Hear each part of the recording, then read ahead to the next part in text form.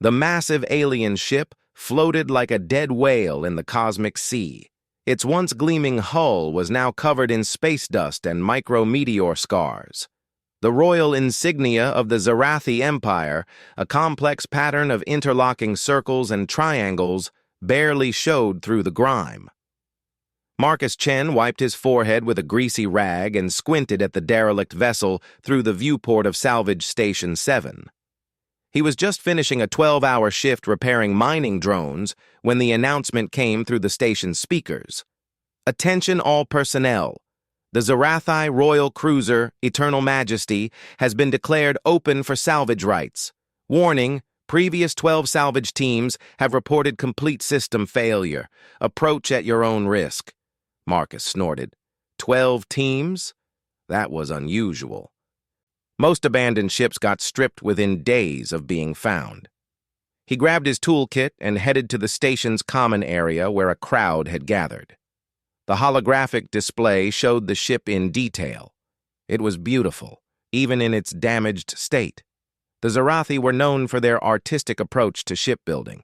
Every curve served both form and function. But something was clearly wrong with this one. "I heard the Kallax brothers spent 3 days trying to crack the engine room," said Jorgen, a burly miner. "Their cutting torches just stopped working, like the ship absorbed the energy." "The mechanoids sent their best team," added Tavara, her blue skin shimmering under the station lights. "They couldn't even get past the outer hull. Their tools literally fell apart." Marcus listened to the stories. Each salvage team had failed in different ways. Tools breaking, power systems failing. Some teams reported feeling sick just from being near the ship. One team claimed their ship's AI had gone crazy and tried to fly them into a star. "It's cursed," someone muttered. "The Zarathi put a death curse on it." "Don't be stupid," said Commander Briggs, the station chief. "There's no such thing as curses. It's probably just some kind of defense system." But Marcus noticed that even Briggs looked uncomfortable. The commander was sweating despite the cool station temperature. "I'll take a look," Marcus said quietly. Everyone turned to stare at him. Marcus was known as a good engineer, but he wasn't famous or special. He fixed things that were broken. That was his job. "You're joking," Briggs said. "Chen, you're a good worker. But this is beyond you. The Zatari Corporation sent their top engineers. If they couldn't crack it, what makes you think you can?" Marcus shrugged. "I've got nothing planned for my day off tomorrow." The crowd laughed nervously. Some thought he was joking. Others wondered if he had lost his mind. "It's your funeral," Briggs said. "But follow protocol. Take a partner and file a salvage claim." "I'll go alone," Marcus said. "Easier that way." That night, Marcus prepared carefully. He packed his tools, but he also brought things other salvagers might not think of. An old-fashioned paper notebook, mechanical tools that didn't need power, a wind-up watch, chemical glow sticks, things that didn't depend on electronics. He studied everything known about Zarathi technology. They were an old race, much older than humans. They had ruled a vast empire for thousands of years before mysteriously withdrawing to their home system. No one knew why. The next morning, Marcus took a small shuttle and flew toward the derelict ship. As he got closer, his instruments started acting strange. The navigation computer showed him flying in circles when he was going straight. The radio filled with static that almost sounded like whispers. Marcus ignored it all and flew by eye, using the stars as reference points. It was an old trick his grandfather had taught him. "Machines can lie," the old man used to say, "but the stars are always true." The Eternal Majesty loomed before him. Up close, it was even more impressive. The hull wasn't just damaged. It showed signs of a massive battle, weapon scars, hull breaches sealed from the inside. Whatever had happened here, the ship had fought hard before being abandoned. Marcus docked with the auxiliary port near the stern. His shuttle systems immediately went crazy, displays showing impossible readings. He shut everything down and checked his mechanical watch. Still working. He put on his pressure suit, double-checked the manual seals, and opened the airlock. The chemical glow stick in his hand cast eerie green shadows as he entered the alien ship. The first thing he noticed was the smell. Even through his suit's filters, he could detect something strange. Not decay. The ship had been in vacuum too long for that. It was something else, like ozone and hot metal and something sweet he couldn't identify. The corridors were built for creatures taller than humans. The Zarathi averaged 8 feet in height, with 4 arms and elongated heads. Everything was oversized from a human perspective, but Marcus had worked on alien ships before. He was used to feeling small. What he wasn't used to was the whispering. It started as soon as he moved away from the airlock. Not voices exactly, but something at the edge of hearing. His suit's audio pickup was turned off, so the sound had to be conducting through the hull itself. Vibrations that somehow reached his ears. Marcus pulled out his notebook and started sketching what he saw. The corridor was decorated with murals showing Zarathi history. He recognized some of the scenes from his research. The founding of their empire, great battles, scientific achievements. But as he went deeper into the ship, the murals changed. They became darker, more chaotic. The last one showed Zarathi fleeing something, running from a darkness full of eyes and teeth. The whispers grew louder. Marcus found the first salvage team's equipment near the main engineering section. Their plasma cutters were fused into useless lumps. Their scanner drones sat dead on the floor. One had scratched a message into the wall. "It won't let us leave." But Marcus could leave any time. He felt no compulsion to stay. Whatever was affecting others wasn't working on him. He made a note in his book and continued. The engine room door was sealed with what looked like molecular bonding. No wonder the salvage teams couldn't cut through. But Marcus noticed something others had missed. The door wasn't locked to keep people out. It was locked to keep something in. Scratch marks covered the inside of the door. Something had tried very hard to escape. Marcus found an access panel and pried it open with a crowbar. Inside, the circuits were fried, but the mechanical backup still worked. Zarathi paranoia about system failures had led them to install manual overrides on everything. It took him an hour to figure out the mechanism. The Zarathi had 4 arms, so their mechanical systems were designed differently. But the principles were the same: gears and levers and springs. Push here, pull there. The door opened with a grinding sound. The engine room was vast, designed to house the exotic matter drives that pushed the ship between stars. But the engines were gone. In their place was something else. It looked like a sculpture made of twisted metal and crystal. It pulsed with a light that hurt to look at. The whispers became screams. Marcus's glow stick flickered and died. His mechanical watch stopped, but Marcus didn't run. He stood there, studying the thing. It was alien, yes, frightening, certainly, but it was also a machine, and Marcus understood machines. He approached slowly, notebook in hand. The screaming grew louder. His pressure suit's temperature readings went crazy, showing both absolute zero and solar core temperatures at the same time. But Marcus focused on what he could see with his own eyes. The thing wasn't attacking. It was suffering. He could see it now. The twisted metal wasn't artistic. It was damaged. The crystal wasn't pulsing with malevolence. It was flickering like a dying light bulb. Whatever this thing was, it was broken. And Marcus fixed broken things. He circled the device, sketching its construction.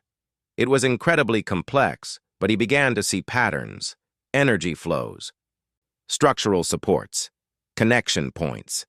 It was like nothing he'd ever seen, but the basic principles were there. The screaming wasn't aggression. It was a malfunction. A feedback loop in what he guessed was some kind of consciousness matrix. The device was stuck in a moment of agony, repeating endlessly. Marcus put away his notebook and opened his toolkit. He pulled out the oldest, simplest tool he had: a hammer. Sometimes, his grandfather used to say, the best fix is the simplest one. He studied the device's structure, found what looked like a central processing node, and hit it. Hard. The screaming stopped. The lights stabilized. His watch started ticking again. Marcus sat down on the engine room floor and laughed. 12 salvage teams with the most advanced equipment in the galaxy, and none of them had tried hitting it with a hammer. The device hummed quietly now, its light gentle and steady. Marcus could feel something probing at his mind. Not aggressive, curious, grateful. Images flashed in his head. The Zarathi finding something ancient, drifting in space, bringing it aboard, trying to study it. The thing waking up angry, confused, in pain, lashing out. The Zarathi fleeing, sealing it inside, abandoning their prize ship rather than risk letting it free.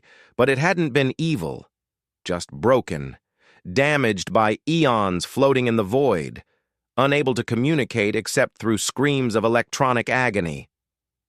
Marcus stood up and examined the device more carefully. He could see other damage now, connections that needed cleaning, crystals that were cracked. It would take time, but he could fix it properly. He spent the next 10 hours working. His hands moved with practiced skill, repairing damage that was both physical and something beyond physical.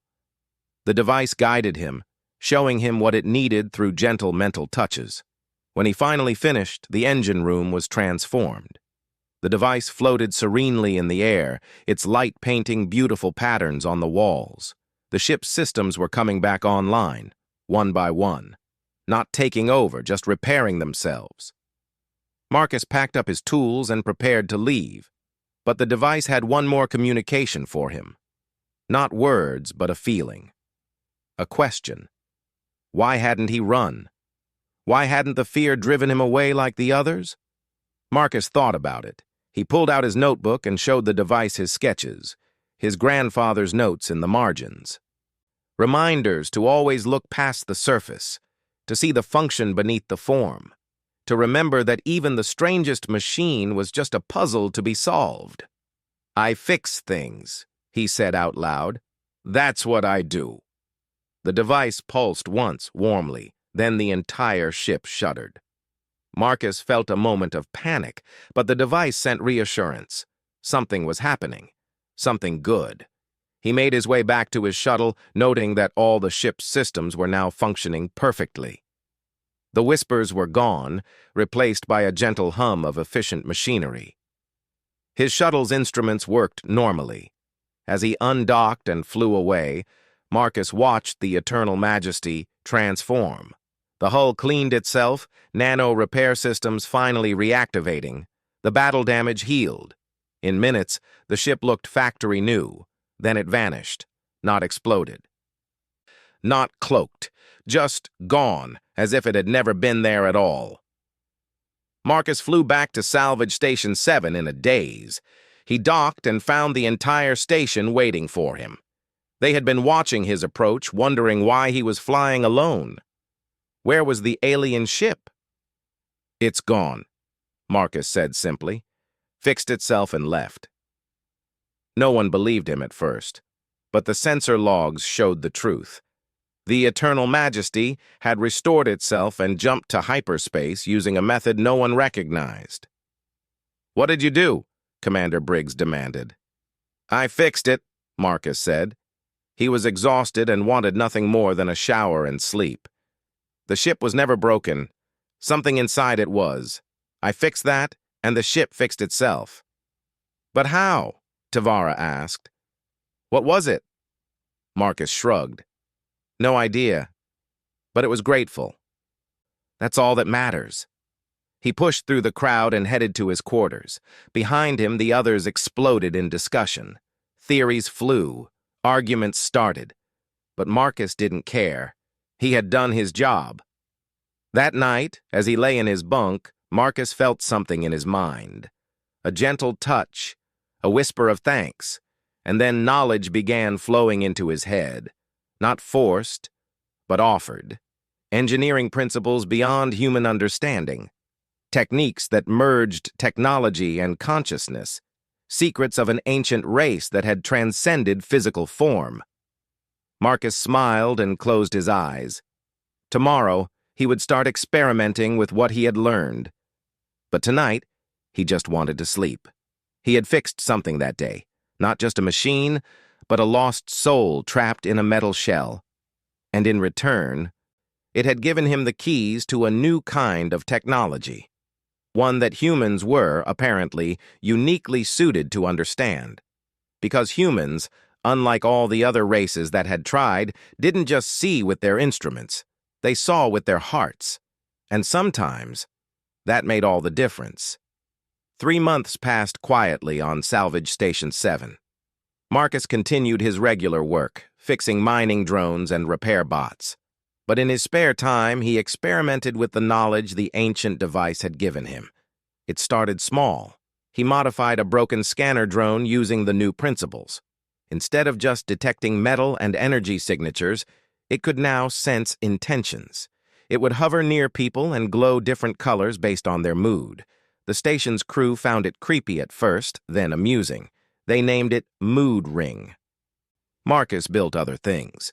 A repair tool that fixed machines by understanding what they wanted to be. A communication device that translated not just words but meanings. A small robot that could calm malfunctioning AIs by singing to them in mathematical harmonies. He kept his work quiet. The knowledge in his head was vast and sometimes frightening. He understood now why the Zarathi had fled. The device hadn't been a weapon or a tool. It had been a teacher, and its lessons could reshape civilizations. One morning, Marcus woke to find his quarters filled with a soft golden light. He sat up, instantly alert. The light coalesced into a form, humanoid but indistinct, like a person made of warm honey. "Marcus Chen," the figure said. Its voice resonated in his bones. "I am herald of the Zarathi king." "You are summoned." Marcus rubbed his eyes. "Summoned where?" "To the throne world of Zerath Prime. His Majesty wishes to meet the human who fixed the translator." "The what?"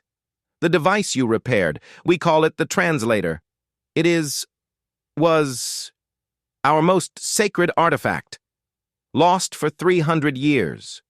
You returned it to us." Marcus got out of bed and started getting dressed.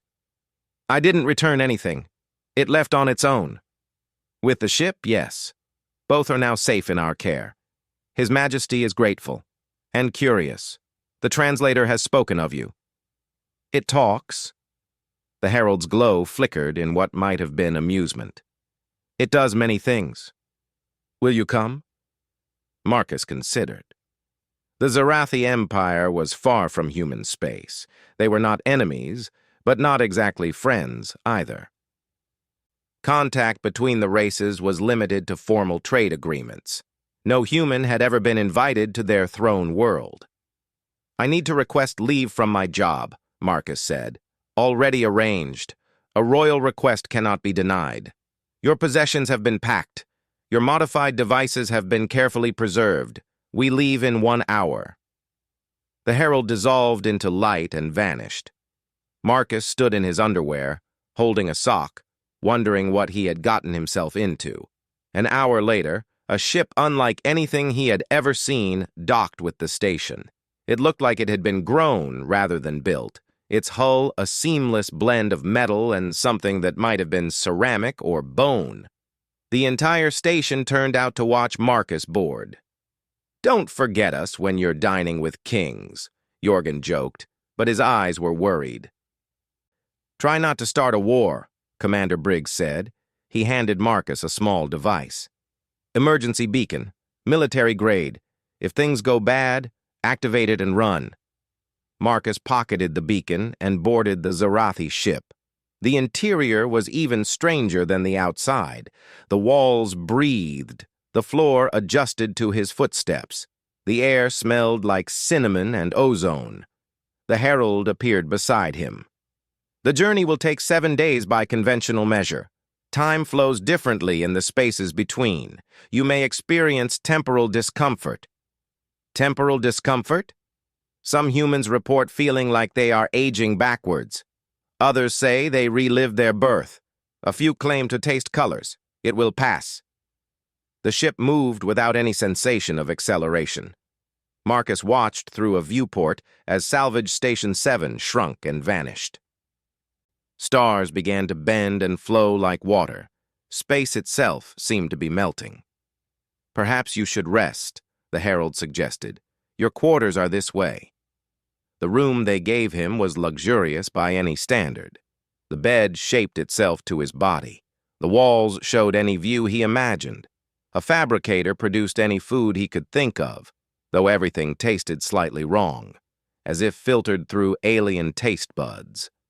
Marcus tried to sleep, but found his mind racing. The knowledge from the translator kept unfolding in his head. He understood now that it wasn't just information. It was a way of thinking. A perspective that saw the universe as a living system rather than a collection of dead matter.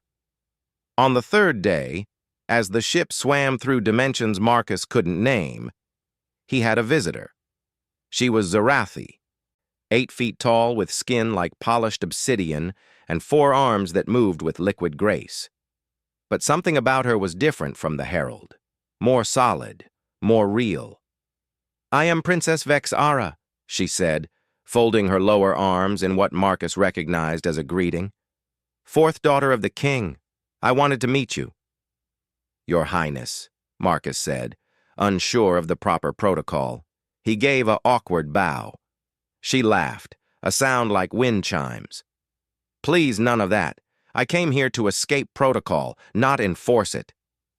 She sat on the floor, her movements surprisingly graceful for her size. "Tell me about Earth." So Marcus told her, about blue skies and pizza, about dogs and thunderstorms, about humans who fixed things that were broken and sometimes hit machines with hammers when nothing else worked. In return, she told him about Zerath Prime, a world of crystal cities and floating gardens, of mathematics given form and songs that could reshape reality, of an empire that had once spanned 1,000 worlds and then retreated to just one. "Why?" Marcus asked. "Why did your people withdraw?" Vexara's expression grew sad. "We found the translator, or it found us. It showed us truths we weren't ready for. Some went mad, others transcended. The empire nearly tore itself apart. So we retreated, sealed the translator away, tried to forget. But you kept it.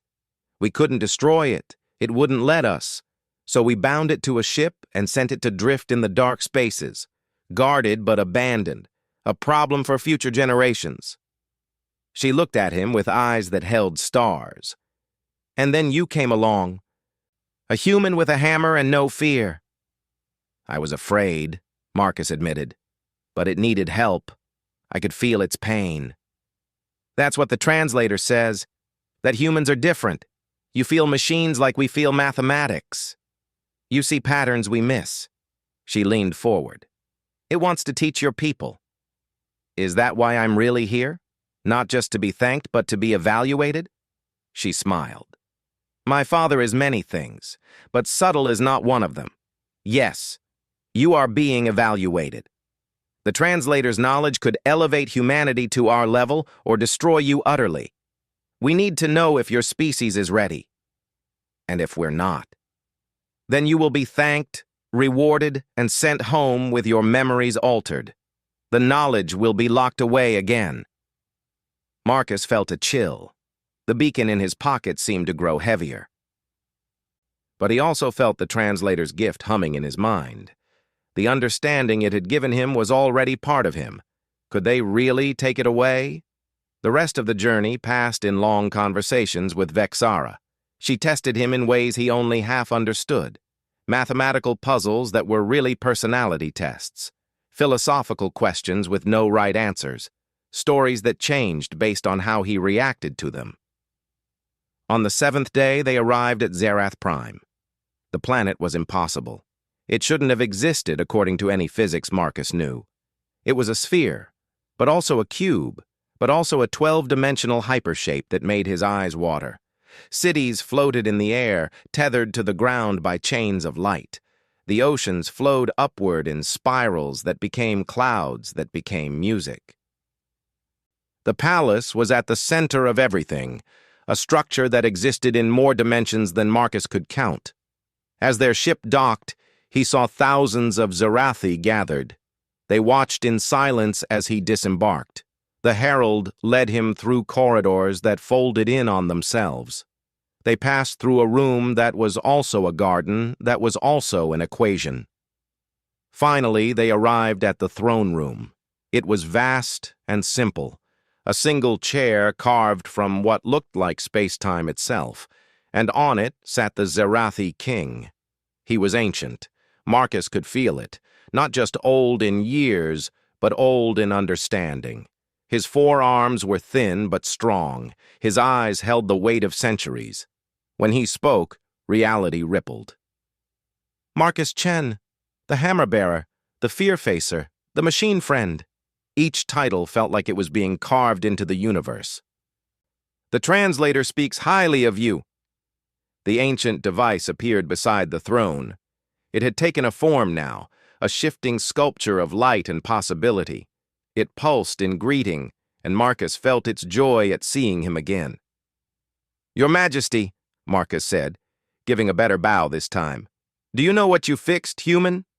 A teacher, a window, a bridge. The words came without thought. Something that transforms those who understand it. The king leaned forward.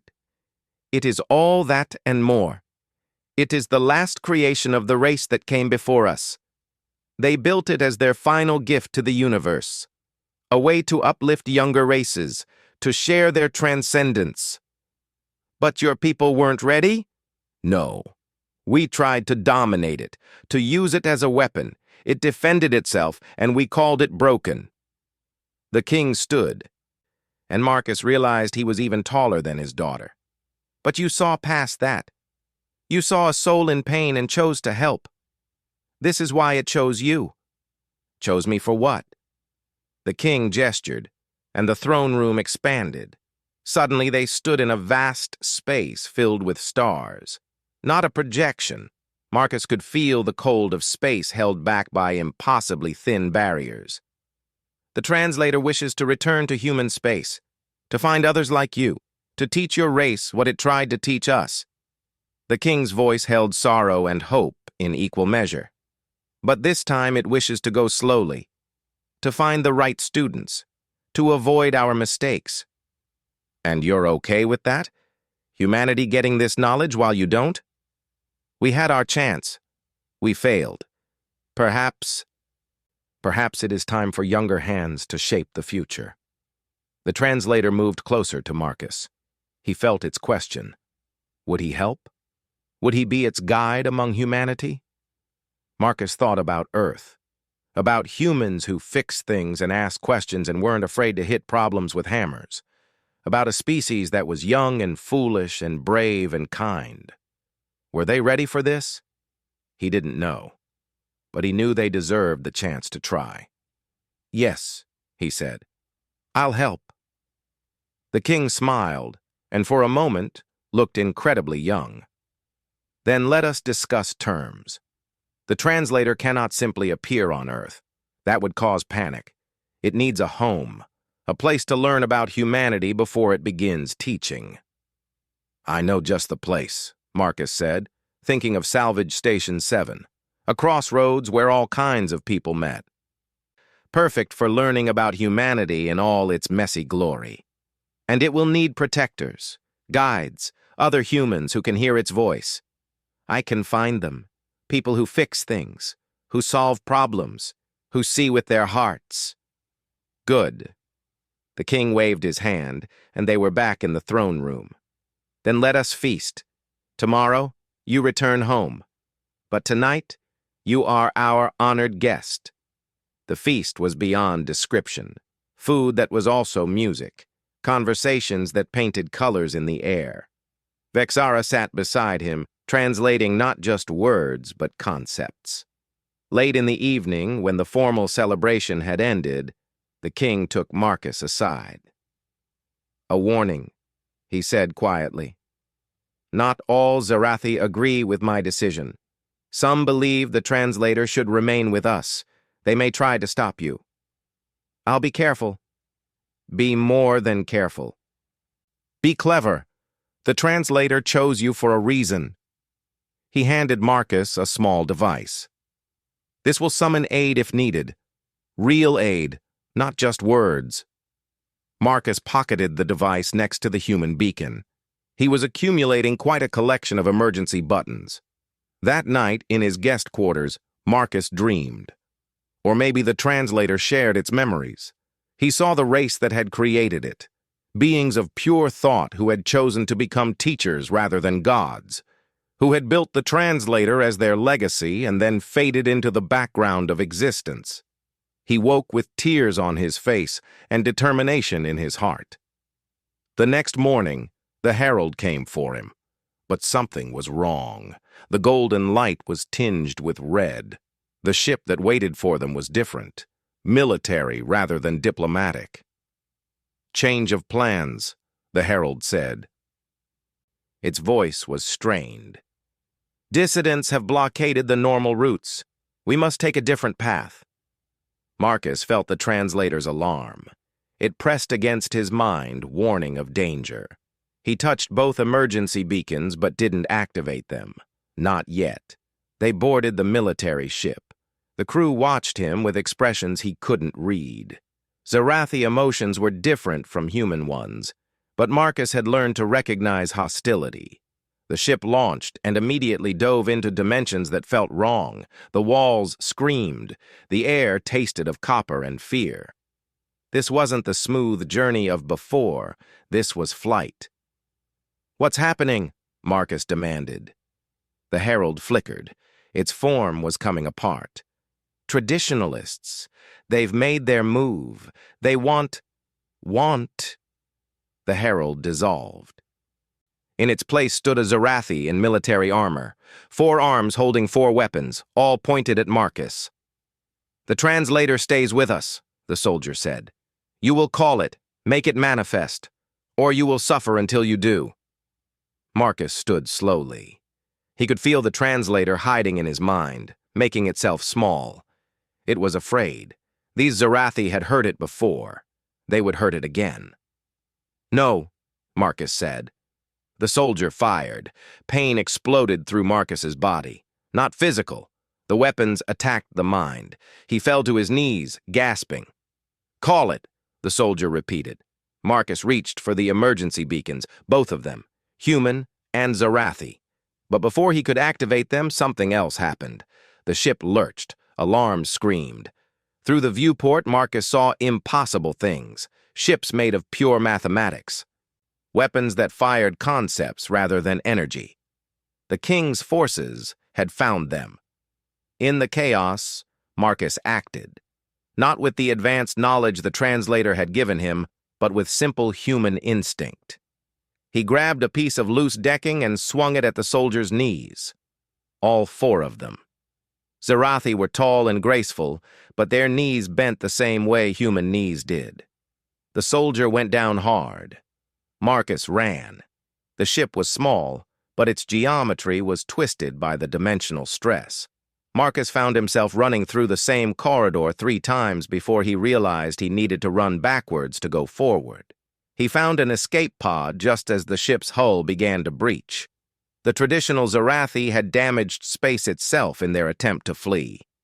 Now reality was claiming its due. Marcus sealed himself in the pod and launched. Behind him, the military ship folded in on itself and vanished. Around him, the battle raged. Math against math, will against will.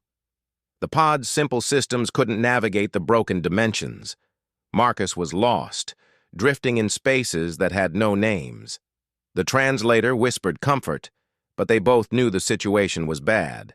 Then, suddenly, salvation. A familiar shape appeared beside the pod. The Eternal Majesty, the ship he had first found the translator on. It had come for them. The ship swallowed the pod and jumped, not through the broken dimensions but around them, above them, through angles that only the translator understood. When they emerged, they were in human space. Salvage Station 7 floated before them exactly as Marcus had left it. The translator manifested beside him in the pod, its form stabilized by proximity to the ship it knew so well. "Thank you," it said without words. The king's forces drove off the traditionalists, but they would have tried again. Better to be here, safe, ready to begin slowly. "Will the Zarathi come after us?" "No. The king forbids it. This is human space now, human time. The choice is yours."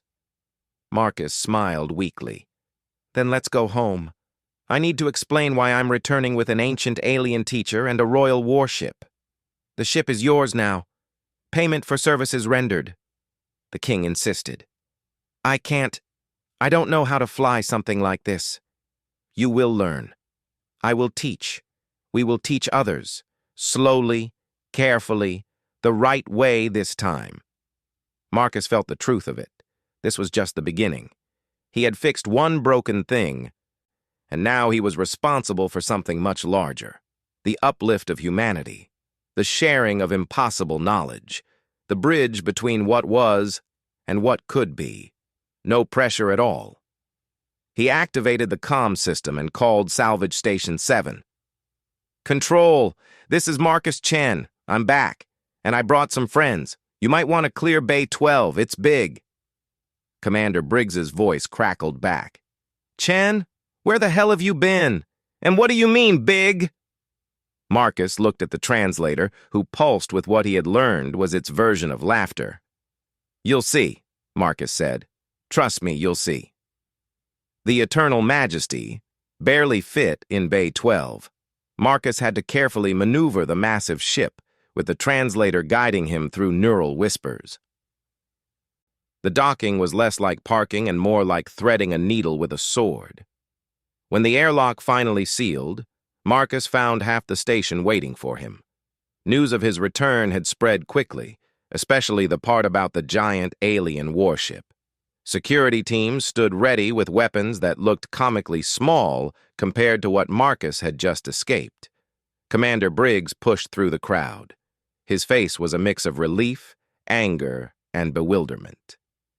"Chen, you'd better have one hell of an explanation." Marcus gestured to the translator, which had taken a more compact form to avoid frightening people. It looked like a floating crystal sculpture, beautiful but clearly artificial. "Commander, meet the translator. It's here to teach." "Teach what?" "Everything." The next few hours were chaos. Marcus had to explain his journey to increasingly higher levels of authority. First Briggs, then the sector administrator, then someone from Earth's diplomatic corps who looked like they'd been woken from a very pleasant dream. Through it all, the translator remained silent. It watched. It learned. It measured each human's reaction with senses Marcus was only beginning to understand. Finally, they put Marcus in a conference room with a dozen officials attending virtually. Their holograms flickered with poor connection quality. Salvage Station 7 wasn't built for high-bandwidth communication. "Let me see if I understand," said Admiral Foster, a severe woman whose image kept pixelating. "An ancient alien artifact wants to uplift humanity. It chose you as its liaison. And the Zarathi king gave you a warship as payment for fixing this teacher?" "That's the simple version, yes." "And why should we trust this thing?" Marcus had expected the question. "You shouldn't. Not yet. That's why the translator wants to start small. A few volunteers, people who want to learn. If it goes badly, the damage is limited. If it goes well, we expand slowly." "And if this is an invasion? A Trojan horse?" The translator finally spoke, not with words, but with pure meaning that appeared in every listener's mind. "I could have invaded when your species was banging rocks together. I am older than your son. If I wanted to conquer, you would already be conquered." The room fell silent. Several officials looked sick. Direct mental communication was disturbing if you weren't prepared for it. Admiral Foster recovered first. "Then what do you want?" "To teach, to share, to not be alone with knowledge that means nothing if it is not used. The translator's communication carried emotion now. Loneliness, hope. Your species is young, curious. You fix things. You might be the students we searched for. We, my creators, gone now into dimensions you cannot yet perceive. They left me to find worthy inheritors. The Zarathi were not. Perhaps humans are. The debate continued for hours. Some officials wanted to quarantine the station. Others wanted to seize the translator for study. A few suggested destroying it as too dangerous. But Marcus had an advantage. While they argued, he had been quietly messaging people on the station, his co-workers, friends, people who knew him as the guy who could fix anything. When the officials finally decided they needed more time to think, they discovered something interesting. 36 station personnel had volunteered to be the translator's first students, engineers, mechanics, even a few miners who were curious about alien technology. You organized this, Briggs accused. They organized themselves, Marcus said. I just told them the opportunity existed. The officials weren't happy, but they couldn't actually stop volunteers on a civilian station from learning, not without declaring martial law, which would require explanations they didn't want to give. So began humanity's strangest educational program. The translator started simple. It taught basic concepts through tactile learning. Students would touch broken devices and suddenly understand not just how to fix them, but why they had broken in the first place. A mining laser became a lesson in energy harmony. A failed life support system taught biological integration. Tavara, the blue-skinned alien who worked in shipping, was one of the first to volunteer. I want to understand, she said. My people see humans as clever but limited. If this works, it changes everything. The translator accepted her as readily as the humans. It didn't care about species, only curiosity. Within a week, the results were obvious. The students weren't just fixing things better. They were improving them in ways that shouldn't have been possible. Jorgen modified a mining drone to extract ore without damaging the surrounding rock. It worked by convincing the ore to separate itself. It's not magic, he insisted to skeptics. It's just seeing the universe differently. Everything wants to be something. We just help it along. More volunteers came forward. The classes grew. The translator adapted its teaching to each student's learning style. Some saw equations. Others heard music. A few tasted knowledge or felt it as temperature changes. Marcus became the unofficial coordinator. He set schedules, mediated disputes, and helped students who struggled with the concepts. He also spent hours each day learning directly from the translator, preparing for challenges he could feel coming. The first challenge arrived exactly 1 month after his return. A corporate fleet appeared at the edge of the system. Xanotech Industries, one of the largest human corporations, famous for aggressive business tactics and flexible ethics. They claimed salvage rights on the Eternal Majesty. It's an abandoned vessel in human space, their representative said smoothly. By law, it belongs to whoever claims it. We've filed the paperwork. They were technically correct.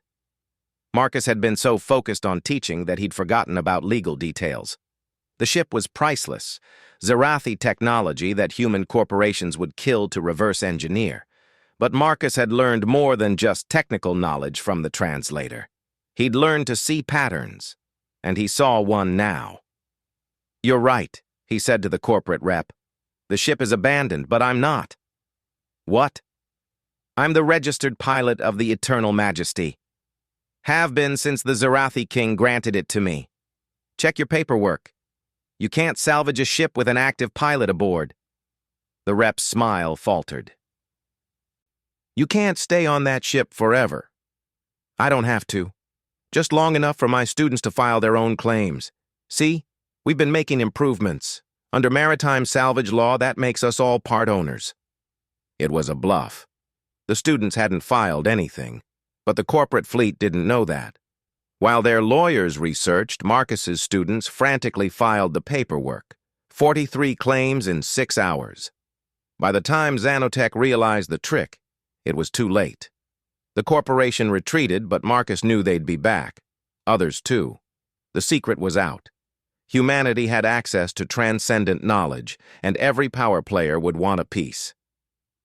"We need protection," Marcus told the translator. "No, you need purpose. Protection follows purpose.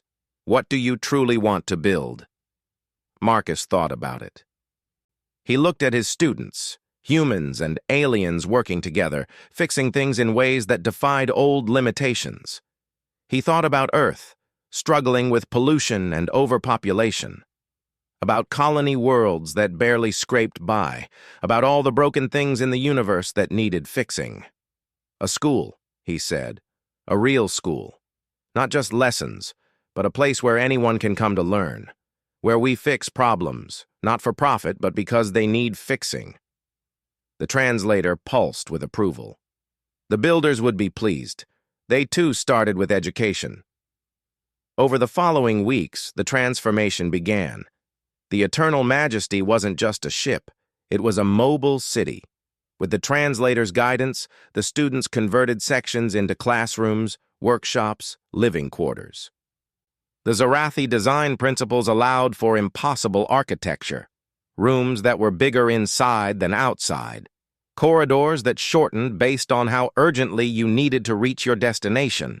More volunteers arrived daily. Not just from Salvage Station 7, but from across human space.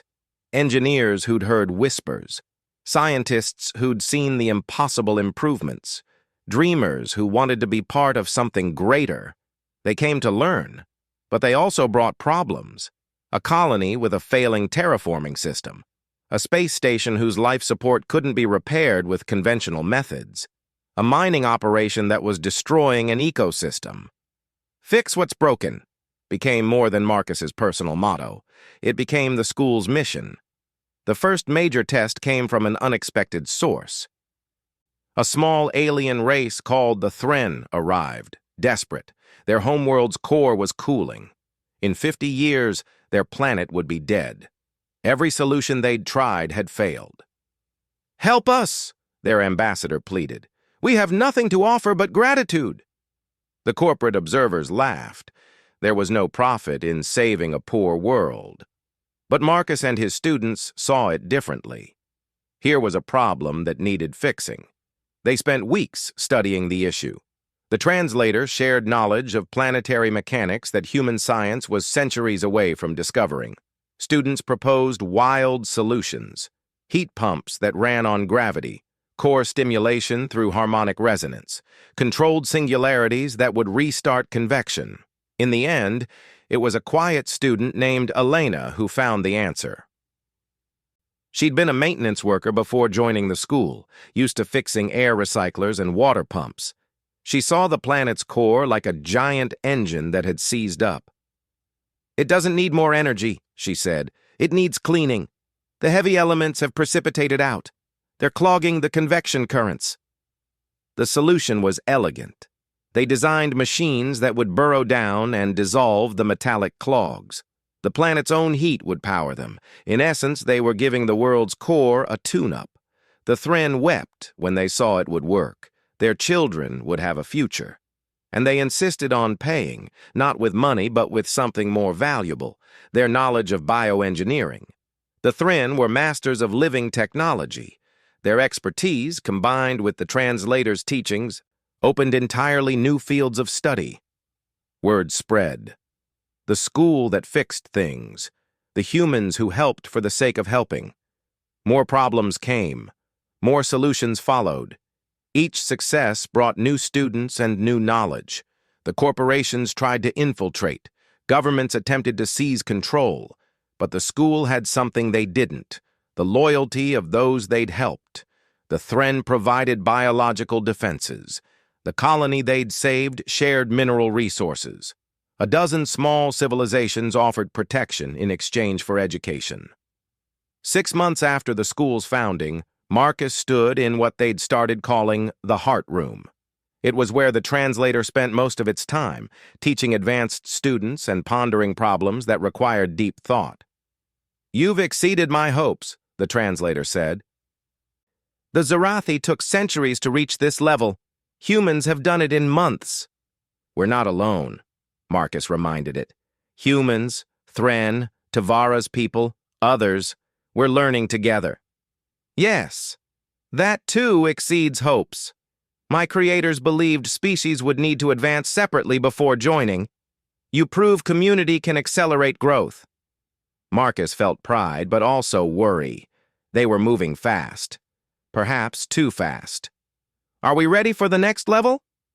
"Only you can answer that, but I have something to show you. Call your first students." Marcus gathered the original volunteers. They crowded into the Heart Room, 43 humans and aliens who'd taken a leap of faith. They looked different now. Not physically, though some had modified themselves with Thren biotechnology. It was something in their eyes, a depth of understanding. The translator rose to the ceiling, its form expanding. "You have learned to fix the broken. Now learn to build the new." Knowledge flowed, not gradually as before, but in a torrent. Marcus gasped as concepts beyond description filled his mind. How to build matter from thought, how to shape space like clay, how to create life not through biology, but through pure intention. It was overwhelming. Some students fell to their knees, others wept, but none retreated. They held on, supporting each other, until the flow finally stopped. "This is our gift," the translator said. "The ability to create as we created. Use it wisely." Marcus looked at his hands. They looked the same, but he could feel the potential within them. The ability to build anything he could imagine. To fix not just what was broken, but to make things that had never existed. "The reward," he whispered. "This is what the Zarathi king meant. Not money or power, but the ability to truly help."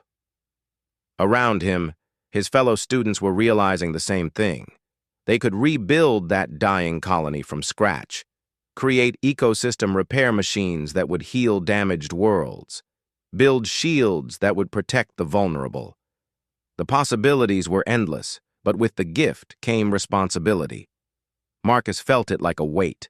They could also build weapons, create life that suffered, make problems worse through good intentions. "This is why we started small," the translator said. "Why we chose carefully. You understand fixing before building. You know the weight of broken things. Perhaps you will build more wisely than those who came before." Over the following days, the first students experimented with their new abilities. Simple things at first. Marcus built a tool that could diagnose any problem instantly. Elena created a flower that cleaned air more efficiently than any machine. Jorgen made a metal that grew stronger under stress. They taught the newer students carefully, ensuring they understood the philosophy before the power. Fix what's broken, build what's needed, create with compassion. The universe took notice. The Zarathi king sent a message of congratulations and warning. Other ancient races emerged from hiding, curious about the new builders. Young civilizations begged for help with problems that had plagued them for generations. And through it all, Marcus remembered that day on Salvage Station 7 when he'd decided to check out an abandoned ship. He'd just wanted to fix something broken. He'd had no idea it would lead to this. But that was humanity's gift, he realized. They didn't need to see the big picture to start helping. They just saw something that needed fixing and got to work. The rest followed naturally. The school grew. The students multiplied. Problems were solved. New wonders were built. And at the center of it all, the translator taught and learned in equal measure. It had found its worthy inheritors, not in a single species, but in a community of fixers. Marcus stood on the observation deck of the Eternal Majesty, watching new students arrive. A damaged cargo ship limped in, its crew desperate for repairs. His students were already moving to help. tools and knowledge at the ready. He smiled. They'd fix that ship. Then they'd improve it. Then they'd teach its crew how to do the same for others. The cycle would continue, spreading across the galaxy like ripples from a thrown stone. The translator appeared beside him. "Do you regret that day, when you chose to help me?" "Never," Marcus said. "Though I do wonder what would have happened if I hadn't brought a hammer." The ancient being laughed in its alien way. "Then someone else would have eventually. But I'm glad it was you. You understood something the Zarathi missed." "What's that?" "Sometimes the best solution is the simplest one, and the best reason to fix something is because it needs fixing." Marcus nodded. That truth hadn't changed, even with all the cosmic knowledge in his head. At heart, he was still just a guy who fixed broken things. The scale had changed, but the principle remained. A new alert came through. A star system's sun was showing signs of premature aging, billions of lives at risk, a problem that old technology couldn't solve. Marcus headed for the workshop. He had work to do, things to fix, a universe to help heal, one repair at a time. Behind him, the translator watched with satisfaction. It had waited eons for this, not for a species to dominate or control, but for one that would simply help. The humans and their allies would make mistakes. They would face challenges. Some things they built would fail, but they would keep trying, keep fixing, keep building, and maybe, just maybe, they would create something even the translator's creators hadn't imagined. A universe where nothing stayed broken for long, where problems were opportunities to help, where the reward for fixing one thing was the chance to fix another. It was a good future, one worth building, one repair at a time.